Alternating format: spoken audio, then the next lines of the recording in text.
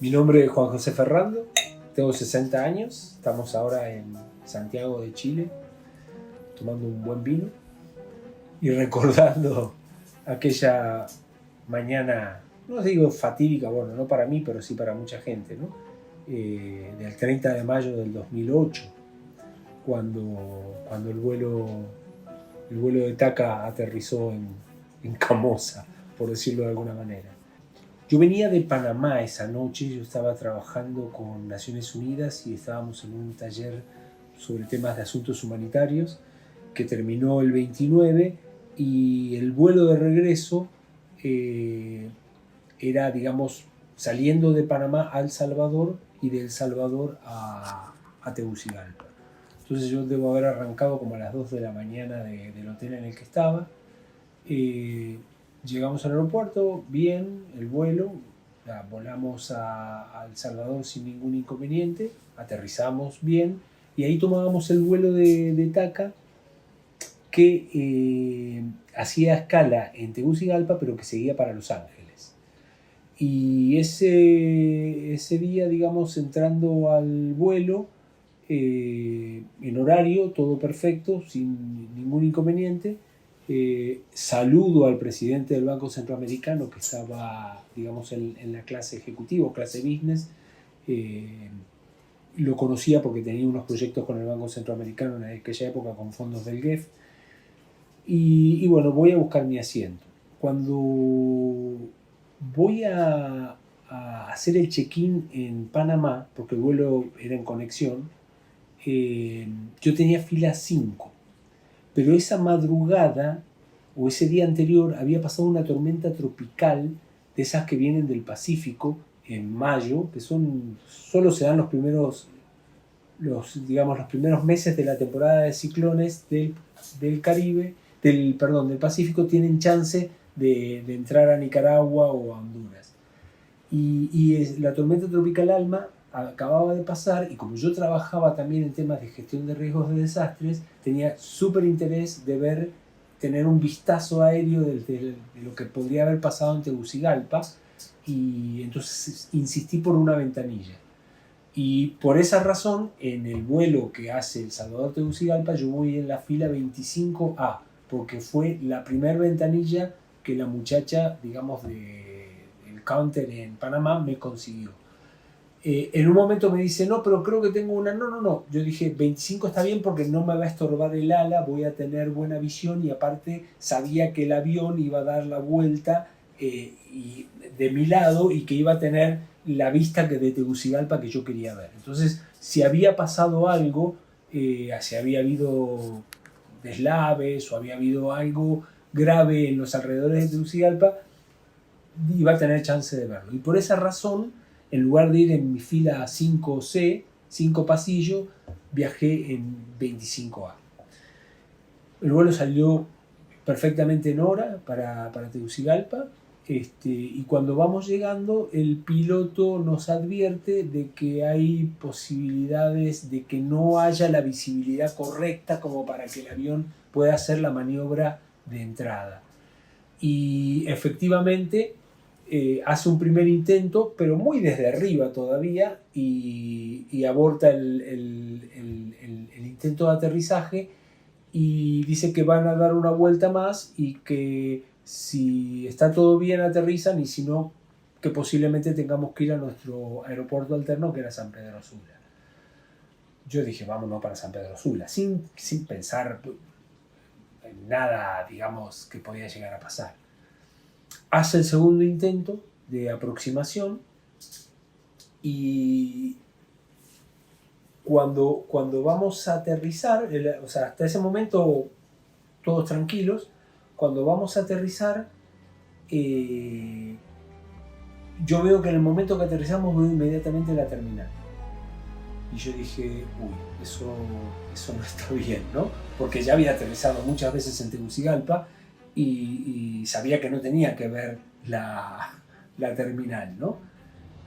Y en el momento que el avión toca tierra, la gente aplaude. Y a mí se me ocurre decir, lo dije en voz alta, pero obviamente nadie me escuchó, no aplaudan que todavía no frenamos. Y digamos, lo que uno normalmente siente cuando aterriza en Tegus, cualquiera que aterrizó en Tegus lo recuerda, es el jalón que pega el avión para atrás porque le meten las turbinas a toda madre para que pueda evitar, digamos, para terminar, digamos, el aterrizaje lo más pronto posible, porque la pista es corta. En este caso yo no sentí ni lo uno ni lo otro, no sentí ni que el avión frenara, pero ni tampoco que el avión acelerara. Y yo venía mirando la pista y digo, nos llegamos, y ahí sentí como que el avión quiso tomar fuerza para despegar, o quizás me lo imaginé, no lo sé.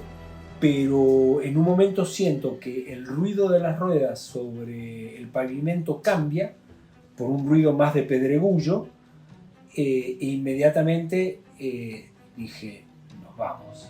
Y sentí como el tren de aterrizaje golpeaba contra la malla de alambre, y es increíble lo que te pasa en esos momentos, ¿no? Porque yo pensé muchas cosas, incluso pensé, nos vamos, o sea, mi idea era que llegábamos a la punta de la pista y nos caíamos. Y dije, hay que salir de acá lo más rápido posible. Antes que el avión, digamos, se cayera, yo ya estaba pensando, tengo que salir de acá lo más rápido posible. En un momento siento que el avión quede en el aire, habrá sido una fracción de segundo, para mí fue una eternidad. Siento que el avión quede en el aire y ahí me asusté. En ese momento fue cuando me asusté, cuando sentí, estamos en el aire otra vez, pero no con la suficiente fuerza y velocidad como para seguir volando. No sé, el avión debe haber saltado, no voló, pero inmediatamente caímos. O sea, mira, te cuento porque parece una locura, pero yo en ese momento pensé, acabo de comprar mi casa, que todavía no me había mudado, todavía vivía en la Reforma, la había empezado a pagar y me la entregaban ahí, la semana, el lunes siguiente, y eso era un viernes. Mi hijo no había cumplido un año, y yo dije, no, mierda, yo de acá tengo que salir. Y el avión cae, inmediatamente el avión cae, todos los asientos, después me explicaron que está diseñado para eso, pero todos los asientos se van para adelante, junto con nosotros, ¿no? Por el latigazo, todos vamos para adelante, y cuando logro levantar la cabeza, logro ver hasta adelante y ya veo que entra luz. En la parte de adelante había una entrada de luz natural. El día no estaba soleado, estaba lloviznando, justamente producto de la tormenta tropical Alma que había pasado, había dejado, digamos, bastante humedad en el aire, había como una leve llovizna, quizás habría estado lloviznando hace un rato y había parado, pero había como mucho humedad, pero no obstante eso pude notar, digamos, una diferencia notoria de luz entrando en la parte de delante del avión. Pero también me tocó ver con el rabo del ojo a alguien que después supe que no me había parecido, alguien había salido volando, alguien no tenía el cinturón de seguridad puesto y salió volando de la fila 20 y pico como hasta la fila 5, ¿no? Fue una persona, no sé el nombre, pero sé que fue uno de los que salió bastante lastimado del avión. Pero bueno, en ese momento yo pensaba, ¿agarro mi equipaje o salgo? Y me vino a la mente, yo no sé si vos te acordás que viviste en Argentina, el accidente del APA en Aeroparque. Que ese accidente era un avión de un tamaño parecido, no sé si sería el mismo tipo de avión, el avión no logró despegar, no le pasó gran cosa, pero como iba cargado de combustible, el grueso de la gente que falleció por el incendio, no por el impacto. Y yo, lo mismo me vino a la mente, hay que salir corriendo de acá, porque mi temor era, mirá lo que llegué a pensar en todo ese lapso de tiempo, ¿no? Que el avión iba para Los Ángeles, que seguro estaba lleno de combustible y que, ¿no? que era un riesgo. Entonces, yo salgo de mi asiento, yo venía 25A, ventanilla.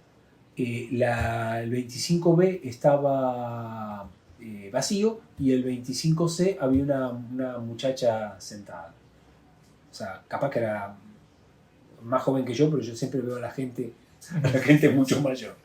Y y yo salté por detrás de ella, porque ella todavía no se incorporaba, yo ya salté por detrás de ella y empecé, vámonos, vámonos, vámonos, vámonos, a empujar a la gente que empezaba, la gente estaba, o sea, absolutamente choqueada, porque según la gran mayoría de los que estábamos en el avión, y después conversé con varios que estaban en el avión, todo el mundo estaba pensando que estábamos aterrizando felices y contentos y que no pasaba nada. Entonces, yo no me sorprendí, pero mucha gente sí estaba sorprendida. Y eso hizo que mi actitud fuera adrenalina al 1000 por 1000 y querer salir corriendo de ese avión cuanto antes.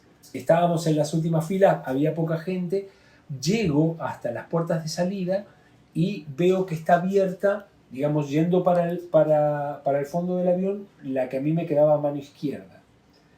Y cuando me voy para ahí, el sobrecargo, el chico que estaba a cargo de eso, ya tenía puesto el chaleco naranja. Eso no me acordaba ahora, recién me viene detalladamente porque tengo su, digamos, te lo puedo dibujar, tengo su imagen grabada. Me dice cruzando las manos, por acá no, por acá no. ¿Qué pasaba? Había abrido la puerta, pero no se había desplegado, de ninguna de las dos puertas atrás se desplegaron los supuestos toboganes que llevaban los aviones. Entonces, claro, ahí había un salto, digamos, bastante grande. En la posición que quedó el avión, del lado, digamos, derecho del avión, la diferencia de altura al piso en la cola, que la cola había quedado apoyada, era más grande que del lado izquierdo del avión. Entonces abre la puerta del lado izquierdo y empezamos a salir por ahí. Yo debo haber salido más o menos por esa puerta de atrás, debo haber sido el quinto en salir.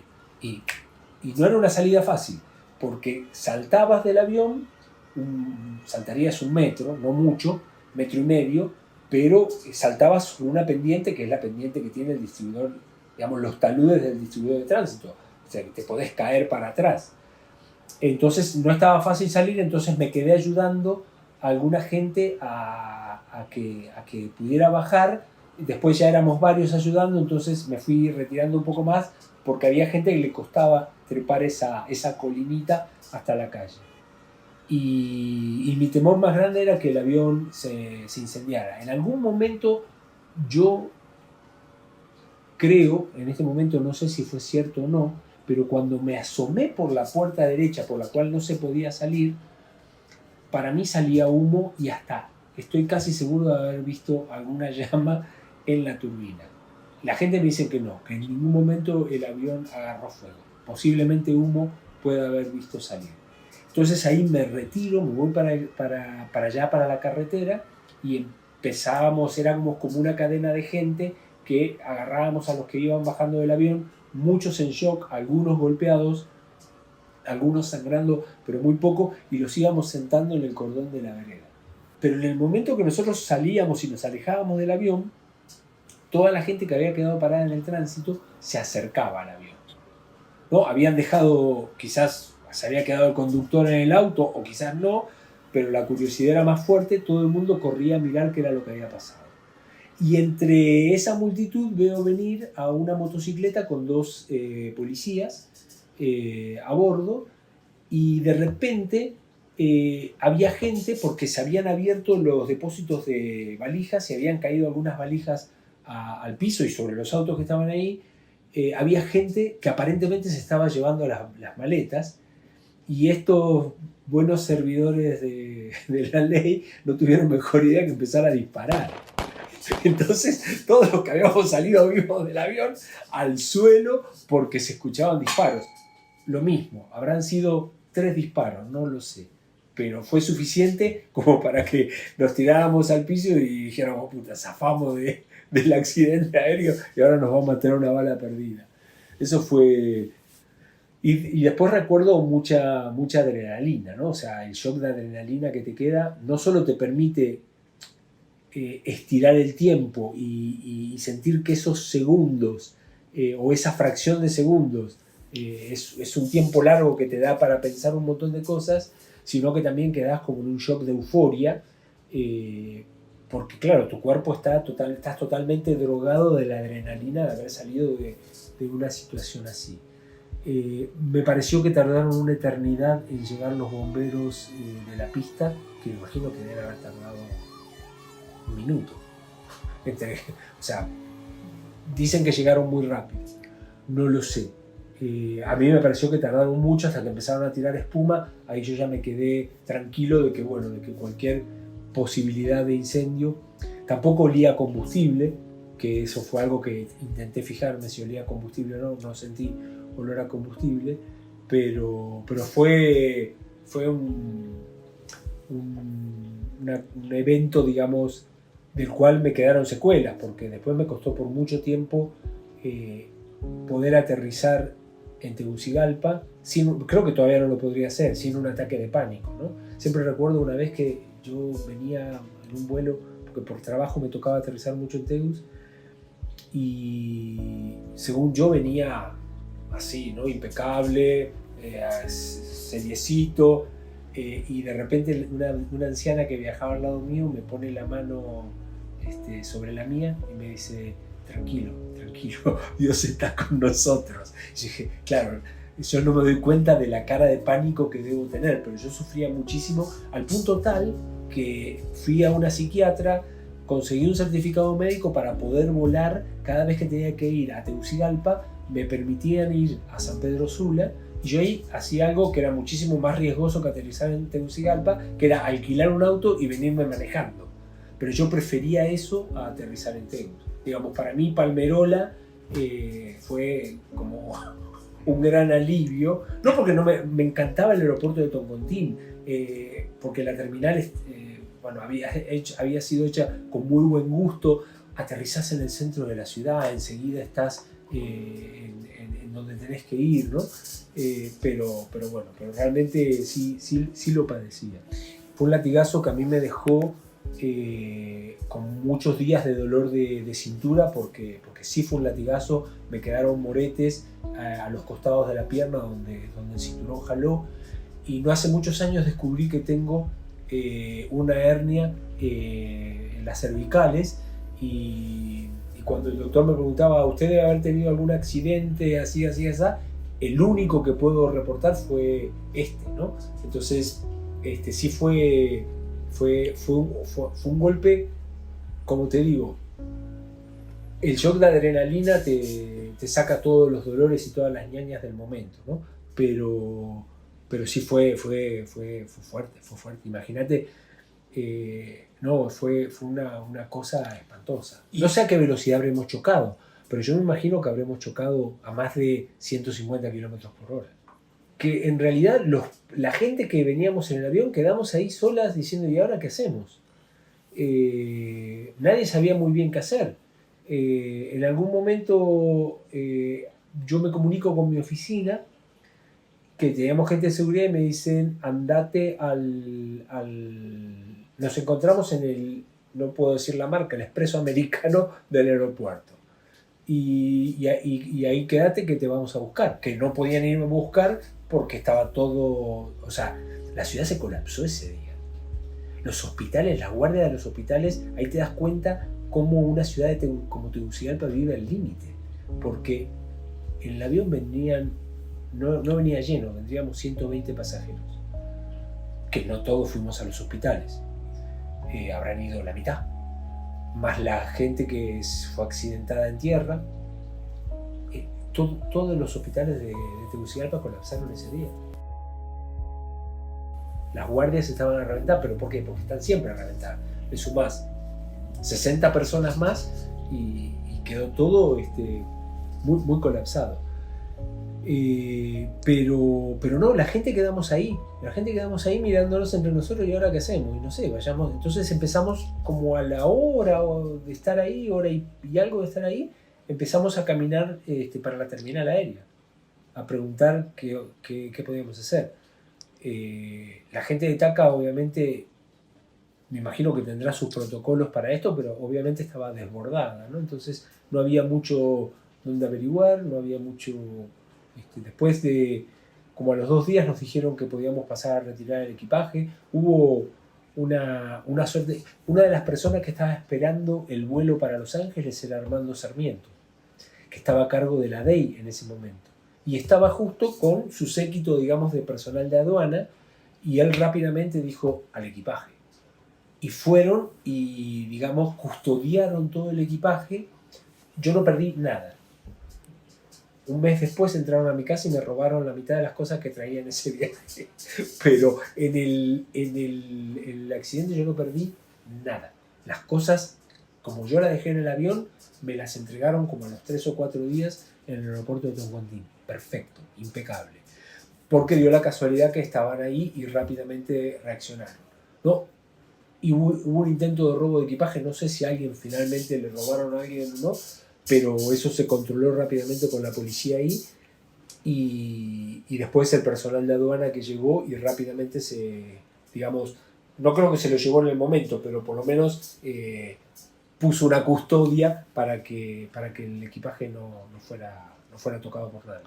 Me fue a buscar, me acuerdo, me fue a buscar la jefa de Recursos Humanos de PNUD. Yo trabajaba en el programa de Naciones Unidas para el Desarrollo, Katina Argueta, y me fue a buscar Jorge Valladares, que era una de las personas que estaba en la Agencia de Seguridad de Naciones Unidas.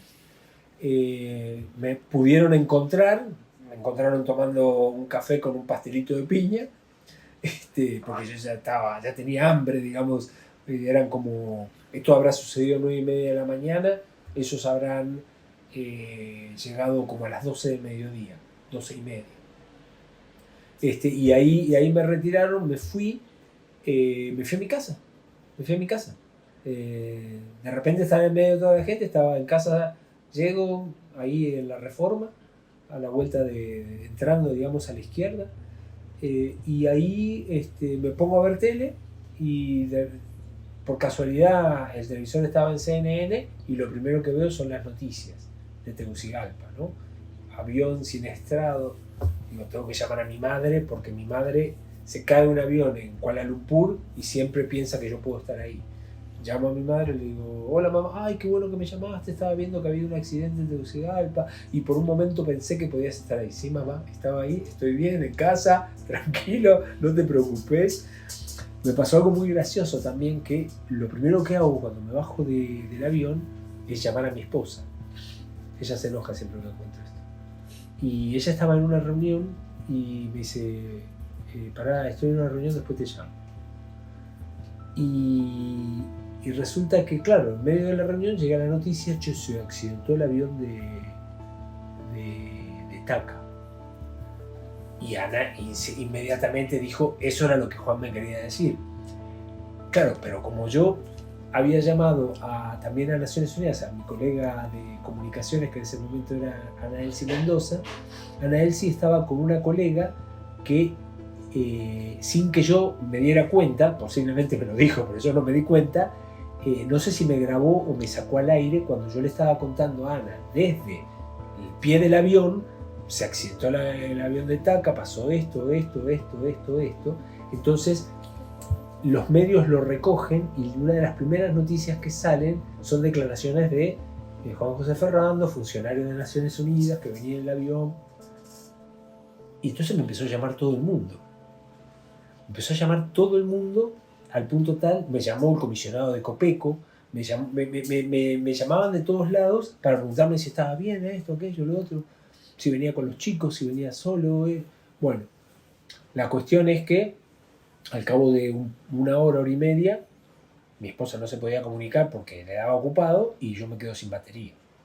Los dolores me empezaron al día siguiente, y ahí nos dimos cuenta de que la gente de TACA estaba llamando a la gente que había viajado en el avión a que se fuera a hacer una revisión médica a distintos lugares, ¿no? Y bueno, fui como a los 3 días, me hicieron un chequeo. Para esto, interesante, ¿no? Porque me llama mi cardiólogo, el doctor Moncada, y me dice, Juan, escuché que estuviste en el accidente, quiero verte, ¿no? Y no me acuerdo si fue ese mismo día en la tarde, porque era un viernes, lo voy a ver, y él ahí me explicó, él no me dijo nada primero, dice no, porque dice que a veces en ese tipo de impactos, un golpe en el pecho o una sacudida muy grande puede ocasionarte un disturbio tal que horas después el corazón falla, ¿no? Entonces él quería verme, genial, ¿no? Que, o sea, esas son las cosas que te pasan cuando vivís en Honduras y que todo el mundo, digamos, de una manera u otra te conoce o te conecta, ¿no? O sea, entonces, nada, fui al chequeo médico, después fui al chequeo médico de Taca, pero en ese momento, digamos, fue un chequeo muy, muy, muy por arriba, ¿no? No, o sea, digo, trauma psíquico imposible de detectar y me dijeron, sí, me duele la cintura, tal y cual, me mandaron unos analgésicos, estuve con ese dolor de cintura, me duró varios meses, pero el director de PMA me dijo, Juan, esto es como caerse de un caballo, te tienes que volver a montar inmediatamente. Entonces la siguiente misión que yo tenía, medio que la cancelé, me fui haciendo un poco el loco y no volé desde mayo hasta prácticamente octubre de ese año. Tenía una reunión en Ecuador y tenía que ir. Bueno, dije, estaba tranquilo. O sea, no, la verdad no, le había esquivado un poco al tema de volar, pero tampoco era que había tenido tantas oportunidades. Las cosas que habían salido podía ir o no. Pero a este lugar tenía que ir y cuando el vuelo empezó a hacer las maniobras, porque íbamos a Ecuador con escala en Costa Rica, cuando empezó a hacer las maniobras para aterrizar en el aeropuerto Juan Santamaría, yo descubrí lo que después supe que era un ataque de pánico. O sea, me quedé absolutamente duro, inmovilizado, que no me podía mover la espalda, me faltaba el aire, no, una cosa horrible. Y ahí me di cuenta que había quedado dañado. El aterrizaje en Ecuador, otro parto, lo mismo en el regreso, ya me sentí muy mal, pero me tomé ahí un clonazepam, un cuarto de clonazepam, y pasé bien. Pero a los pocos días de ese vuelo tenía que viajar a Nueva York y recuerdo en el vuelo de American, que salía de Tegucigalpa, yo no sé, hacía escala en Miami. Me dice, o sea, anuncian de que si alguien que estaban sobrevendidos, yo ya estaba dentro del avión, y que si alguien se quería bajar le daban $400 y no sé qué. Yo estaba tan asustado que dije, me bajo. Y me bajé y llegué hasta a salir del avión y en un momento dije, no, si hago esto no vuelvo nunca más. Y yo o sea, yo estaba feliz en Tegus, mis hijos nacieron ahí, mi casa está ahí, pero digo, en algún momento voy a tener que visitar a mi familia y me voy a tener que montar en un avión. Y me volví. Pero sí, durante mucho tiempo, de hecho el miedo a volar no se me ha ido, quizás es como que me he resignado, pero yo voy en el avión tranquilo, donde el avión se movió así, ya estoy agarrado de todos lados. O sea, sí lo sufro mucho y trato de volar lo mínimo necesario, ¿no? O sea, lo que es indispensable por trabajo o por visitar a la familia y no mucho más. Bueno, me fui encontrando con gente que había estado en el vuelo, incluso un colega de PNUD que venía de vacaciones de El Salvador, que se golpeó, se lastimó bastante la cara, pero no me acuerdo el nombre de un señor que venía en el ala y él también se dio cuenta. A él me lo encontré haciéndonos la revisión médica que nos había mandado Taca, y él me dijo lo mismo que yo. Yo cuando parece que el señor tenía bastante más experiencia incluso de pilotar aviones y todo, ¿no? Él me dijo, no, yo cuando vi dónde tocamos tierra, dije, este avión no frena. Y él fue el que abrió del lado derecho del avión la puerta de emergencia para que la gente saliera. Él ya estaba listo para hacerlo, digamos. Mucha diferencia entre aquellos que nos dimos cuenta de lo que estaba pasando, de la gente que venía totalmente, aterrizábamos bien, bravos, ya pensando en el equipaje, en sacar sus cosas del avión. Una diferencia muy grande. Esa gente creo que se lastimó mucho más y se asustó mucho más, ¿no? Porque, digo, si vos ves que viene, más o menos te preparás, ¿no? Pero si estás totalmente inconsciente es brutal. Y después, no sé, uno empieza a entender un poco de la meteorología, de cómo fue que sucedió, de cómo el viento de cola hizo que el avión se elevara unos 200 metros quizás y no pudiera aterrizar donde tenía que aterrizar. El tema de que le habían dado la instrucción, no la instrucción, la torre de control sugiere que aterrizaran norte-sur y ellos deciden aterrizar sur-norte, que justamente era de donde venía el viento. Y uno empieza también a tratar de entender cómo semejante masa de miles de kilos es capaz de flotar, un poco quizás buscando también tranquilidad, ¿no? Decir, bueno, ok, es seguro esto, tiene que ser seguro, y claro que es seguro, pero bueno, hay toda una física y una mecánica detrás de eso que hasta ese momento no me había interesado mucho, y a partir de ahí empecé a entender mucho más de aviones y sé perfectamente las diferencias entre Airbus y Boeing, ¿no? O sea, cómo funcionan. He charlado mucho con pilotos. De hecho, el padre de uno de los compañeros de mis hijos es piloto y es piloto también de prueba de aviones. Entonces, él me ha traído mucha tranquilidad acerca del funcionamiento y los estándares que tiene la industria aeronáutica. Definitivamente, acá fue la decisión de una persona que tomó, seguramente bajo presión, de cumplir determinados estándares, y le costó la vida, ¿no? Porque el piloto fue uno de los que falleció, ¿no?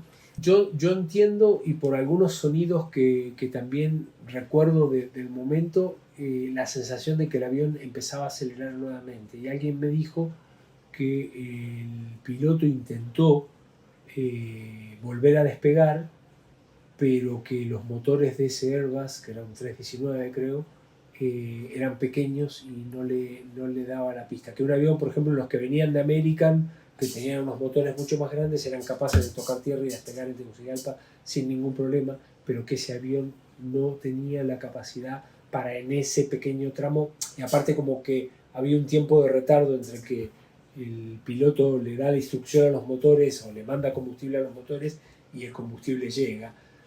No sé qué habrá de cierto en todo eso, pero por lo que viví ahí parecería que fue algo así, ¿no? Como que él quiso volver a levantar y quizás ya irnos para San Pedro Sula, y el avión no le respondió. Porque lo que yo sí recuerdo muy claramente es que el avión tocó tierra muy adelante en la pista y no frenó. Y no, digamos, no clavó los frenos. No es que llegamos a voltear el alambrado perimetral del aeropuerto de Toncontín intentando frenar, sino que, o sea, el avión iba carreteando cuando chocamos contra él. Sí, de vez en cuando tengo sueños aéreos, no necesariamente con el accidente, pero sí con que voy en un avión y de repente pasa algo, ¿no? Como que se apagan los motores o que está todo oscuro y soy yo que estoy a oscura y en silencio en el cuarto, ¿no? Pero sí, definitivamente en algún momento asistí a una psiquiatra para que me evaluara, porque realmente y definitivamente ella consideraba que tenía un estrés postraumático y que volar a Tegucigalpa no me iba a ayudar a superarlo, ¿no? Que más bien por ahí corría riesgo de sufrir un ataque de hipertensión o algo por estar exponiéndome a ese tipo de eventos. Fue muy interesante el tema del juicio, no sé si lo sabés, pero inmediatamente después de eso nos contactó un grupo de abogados si queríamos demandar a TACA. Yo no tenía ninguna intención de demandar. O sea, yo hubiera sido feliz con que me hubieran regalado millas o algún boleto. O sea, con eso me arreglaban. Pero como no tuvieron ninguna gentileza ni cortesía, y de hecho, hasta en un momento me imagino que fue cuando se dieron cuenta que yo era parte de la gente que estaba haciéndole la demanda, me borraron todos los puntos y las millas acumuladas, que no eran pocas. pero se hicieron 3 juicios con los mismos argumentos, y los juicios dependían de o con qué tarjeta de crédito habías pagado el boleto, o cuál era tu destino final, o cuál era tu destino inicial. Entonces, la gente que había comprado, que tenía vuelo hasta Los Ángeles, los juicios se hicieron en Estados Unidos. La gente que volaba, digamos, de El Salvador a Tegucigalpa, dependía un poco de algunos factores, si el lugar adecuado era El Salvador o el lugar adecuado era Tegucigalpa. Pero con los mismos argumentos y con las mismas pruebas se hicieron los juicios en los 3 países. En Estados Unidos, obviamente, la justicia sancionó y tuvieron que pagar indemnizaciones a toda la gente que hizo el juicio en Estados Unidos. Pero la gente que hizo juicio con los mismos argumentos en El Salvador y en Honduras, las cortes de El Salvador y en Honduras dijeron que no veían ninguna causa, y que la compañía no tenía obligación de pagar nada.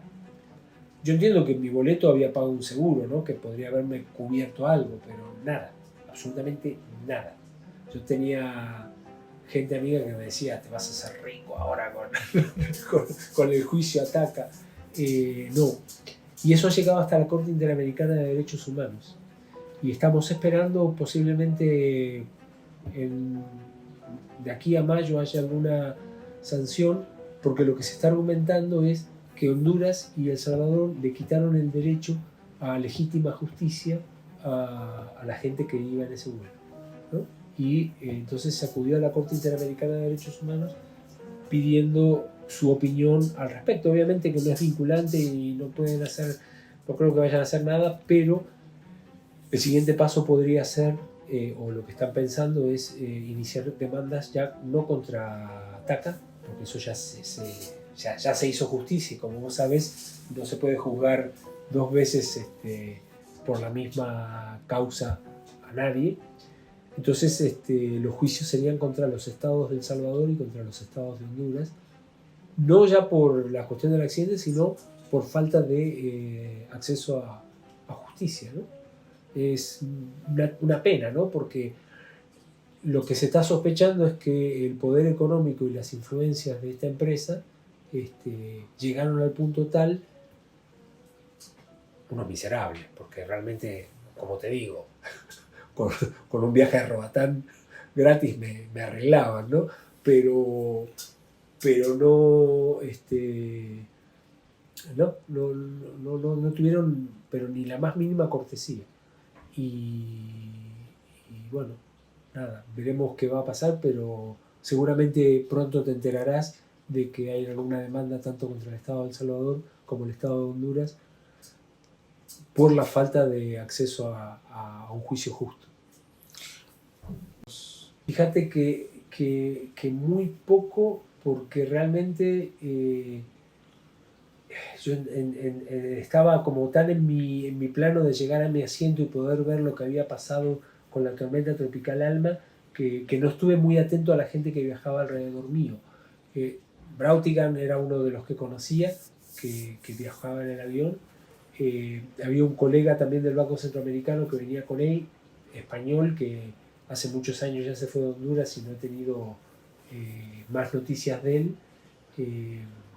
No, la verdad no.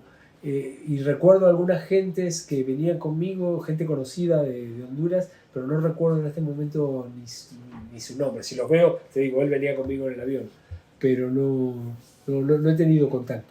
Sí he tenido contacto con algunas gentes que no conozco, que son parte de los que están llevando adelante la demanda contra, ya no TACA ahora, sino contra el Estado de El Salvador y el Estado de Honduras por esa cuestión, porque eventualmente me invitan a algunas reuniones por Zoom para avisarnos de cómo van los procedimientos.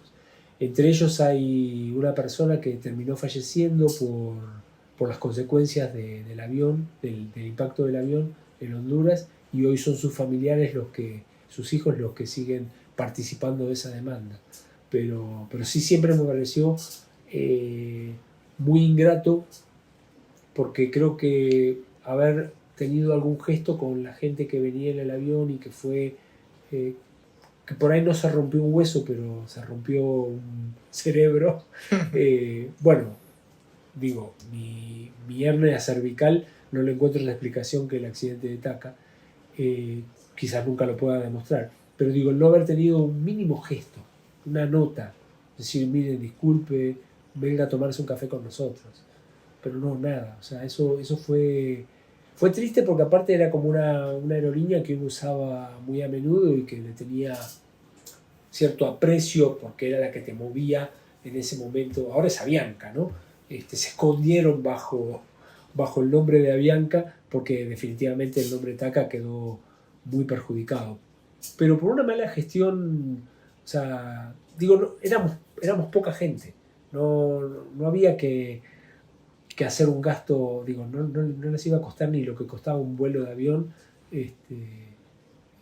tener un gesto para con la gente que se accidentó y que pasó ese mal momento. No sentí que fuera un evento en el cual yo dijera, a partir de ahora voy a vivir mi vida de otra manera, en ese momento, pero yo siento que sí la viví de otra manera, ¿no? Mucho más apegado a mi familia, a mi mujer, a mis hijos. Digo, como que empecé a mirar las cosas con otra perspectiva, ¿no? O sea, esa perspectiva de que, o sea, que en cualquier momento, o sea, cualquier, no quiero decir idiota, pero cualquier persona comete un error y vos te vas ahí, ¿no? De encuentro. Entonces sí, mi familia se molesta que les organizo viajes, así salidas, actividades familiares. Yo creo que el fondo es un poco la consecuencia de eso, ¿no? De vivir mucho más intensamente el presente, ¿no? De no estar así tan de pasada. Pero no fue como algo inmediato, fue algo que posiblemente me fue decantando con el tiempo y posiblemente también con cada viaje. Yo muchas veces estoy viajando y digo, ¿qué diablos hago arriba de este avión, ¿no? Entonces, nada, eso te lleva un poco a tener esa mirada de que en realidad las cosas son efímeras, ¿no?